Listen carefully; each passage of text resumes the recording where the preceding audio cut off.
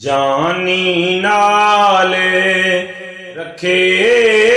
लासी ने शाह मोरे सुलेमानी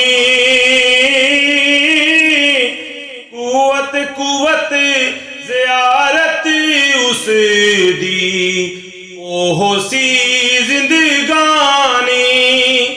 सैफ मलूक होया रंग ताजा खुल गई पेशानी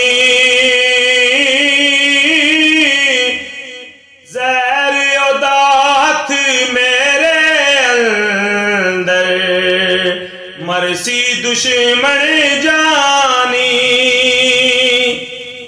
मलका खातून नू फरमांदा हुण गम करो ना कोई पास मेरे शाह मोरे दोवें गल जिन्हां दी कोई जो रब करसी सोयो होसी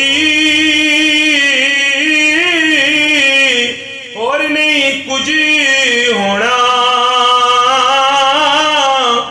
कीता करम करीम तेरे ते मुक्का पटे ना रोना मलका खातून ये गल सुन के बहुत ही खुशी पकती